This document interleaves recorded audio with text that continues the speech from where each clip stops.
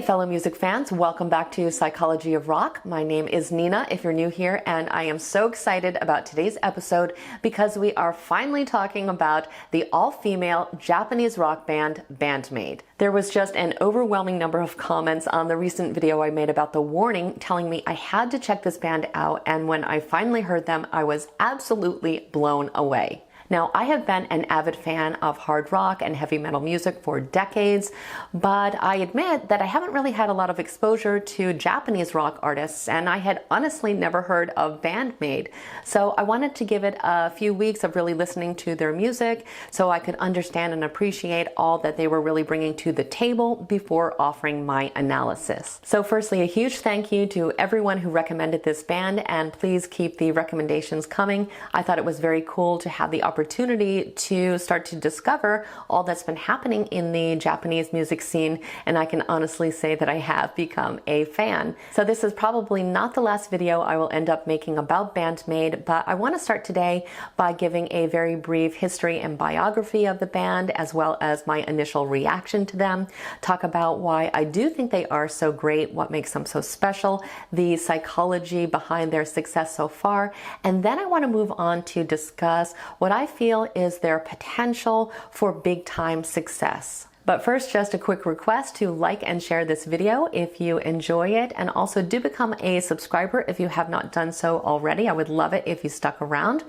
And with that, who is Band-Maid and what is their story? So Band-Maid has 5 members. Please forgive me if my pronunciation could be improved upon. But first we have Miku. She's the founder of the band. She is the rhythm guitarist. She is the second lead vocalist, and she also writes most of the lyrics. Next up we have Saiki, who is the other lead vocalist. Kanami, who plays lead guitar and also is the main composer. Akane, who plays drums. And finally Misa on bass. This band really started with Miku, who was attending vocal school and working at a maid cafe. She had the idea of combining aggressive hard rock music with the cute outfits they were wearing at the cafe. So she began searching for other female artists who might be interested in combining the style of music with the unique and specific image that she had in her mind. So fast forwarding to 2013, they had finally found all their members. They were all rehearsing together and trying to figure out their sound, and were able to release their first single in 2014 called Love, Passion, Matador. Now, they were planning to create a music video for that song, but at the last minute they started to feel that they preferred the heavier sounds that they had used on the B-side of that single, which was called Thrill. So they went with their gut instinct and made a music video for that song instead, which went completely viral, getting 2 million views in only 2 weeks. And their success really just snowballed from there. They are about to embark on their largest ever US tour, and at the time of making this video, their YouTube channel has surpassed 130 million views. So many of you specifically asked me if I would talk about my initial reaction to the band, so I definitely want to discuss that. But then I want to move on to a deeper analysis. But I have to start by saying that before I actually heard their music, I had 2 pretty big reservations. The first is simply that they mainly sing in Japanese. I know there is some English thrown in there, but I didn't think it would be enough for me to really connect with them because I am just such a huge lyrics person. And I know this is not the case for everyone. Many people can fully enjoy songs regardless of what they are about or whether or not the song is personally meaningful to them. However, I definitely do tend to prefer bands that I can connect with lyrically. So I kind of assumed that it would probably limit how much I actually liked the band. And the second thing was that I was pretty lukewarm about the maid costume motif. I was skeptical because many times when bands do use gimmicks, they do so because they don't think that they would be popular without them or that they couldn't get noticed. Of course, that's not always the case, but that's something that definitely crossed my mind when I saw the maid costumes. I thought, well, maybe they're more of a product than an actual band. But of course, once I actually heard the music, I stood corrected and they absolutely defied my expectations. And I also want to clarify that it's not that I think that novelty or theatrics can't be enjoyable and effective. I think they they absolutely can be, and I think a band like Kiss is a great example. I think, in my opinion at least, the makeup really adds something. It adds a layer of fun and also now a layer of nostalgia, but it's not for everyone. We can look at a band like Ghost, for example, where there is a huge divide. Some people love the characters that Tobias creates, and other people find them to be a distraction from the music. I tend to think it's more of a distraction, but I know many people find it to be one of the most appealing things about the band. So there's always going to be differences in opinion, which is going to lead to some degree of risk. So in the case of Band-Maid, because there is such a contrast between their look and their sound, it could prove to be somewhat of an uphill battle for them. So moving on, I want to talk about how I really started this Band-Maid journey, because like I said, I knew absolutely nothing about them. So I did a search online and then just simply started with their more recent music and began to work my way backwards. I think the thing that really hit me right away was that it was so refreshing to be hearing this high energy, catchy, fun music that still genuinely rocked. It was obvious that they were incredible songwriters and musicians, and even just through the videos you can see that they are extremely charismatic. And as someone who's a huge fan of the distinct sound of 80s and even 90s metal, it was just really nice to hear that influence being so pronounced in their music. I could hear nods to kind of 80s sounding Metallica in Konami's guitar riffs. I think she has incredible technique. I think that she has just mind-blowing solos, and I think there's almost a charm in the way that she's able to combine something that is very classic and tried and true with something that's truly innovative. So I think her playing is something else that really drew me in. Something else that stood out to me with Band-Maid is that every member is really holding their own weight. They're all genuinely adding to the music. There's no fillers there. So the drums are as impressive as the vocals. And by the way, Akane is simply a force of nature on the drums. I absolutely love her playing.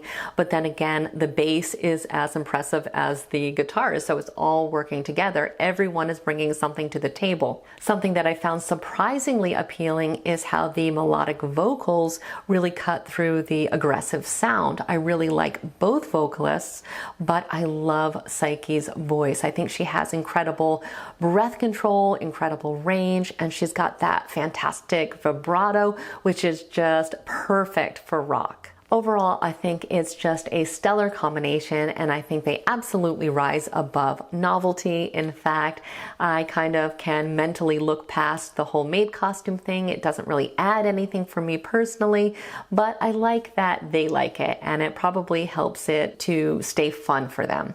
I also think that their personalities have a lot to do with their popularity as well. You see them in interviews and they are so cute and so bubbly, yet they still seem to be so humble and polite. And we can tell this even though we don't necessarily know what they are actually saying. And very much like The Warning, they seem to take their music extremely seriously, yet they don't have egos and they are remembering to keep things fun.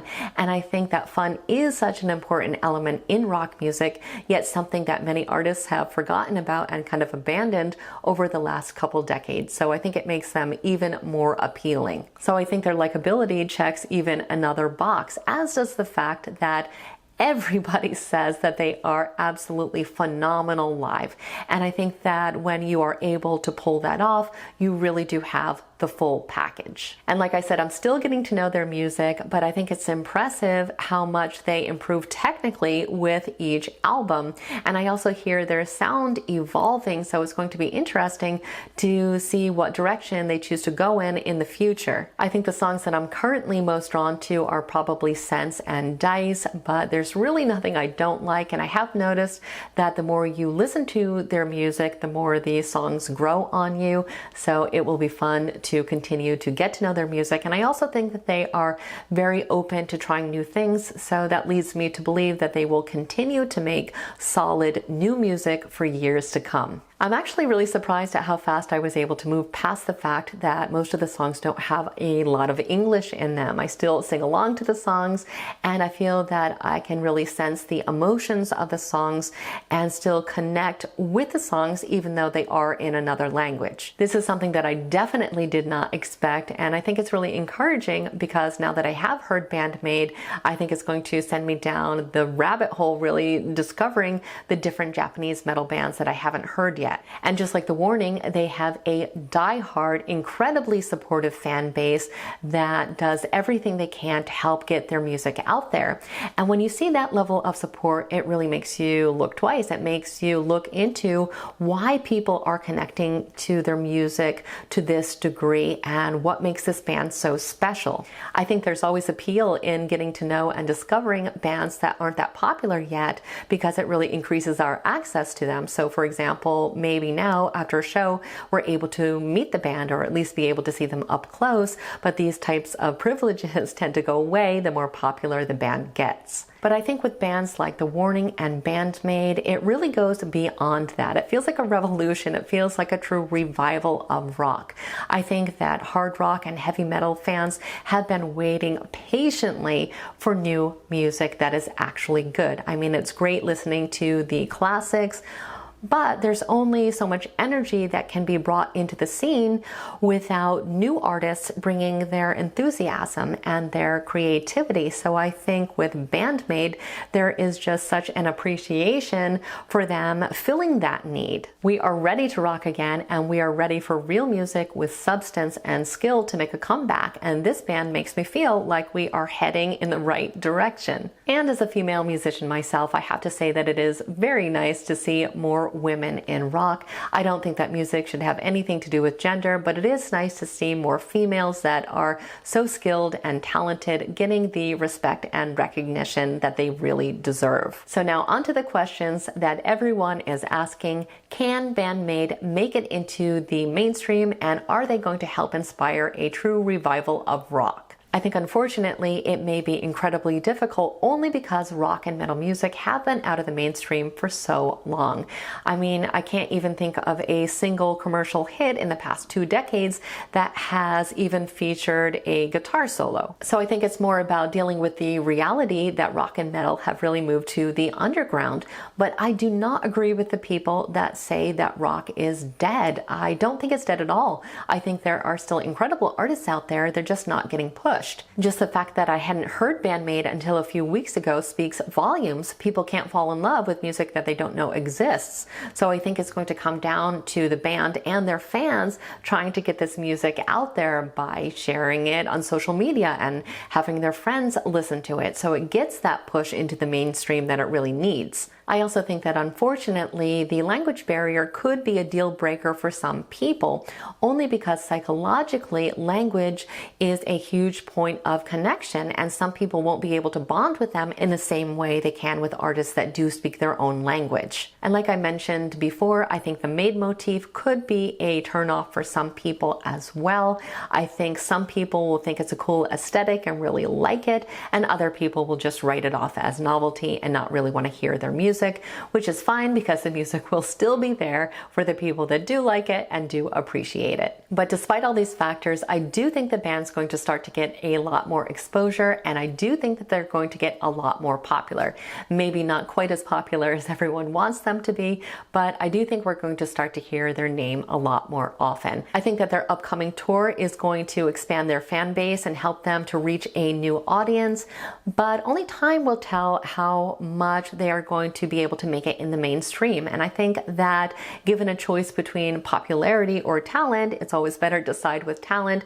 And I think that these ladies are the real deal. So once again, I have to thank all of you who gave me this recommendation. And if you have not yet heard Band-Maid, definitely check them out. You will not be disappointed. And even better, try to check them out on their 2022 tour. I am trying to get tickets myself, and if I'm able to go, I will absolutely make a follow-up video. So those are my thoughts on Band-Maid, but I would love to hear yours, so please take a moment to leave a comment below. I hope you enjoyed today's analysis, and I will see you next week.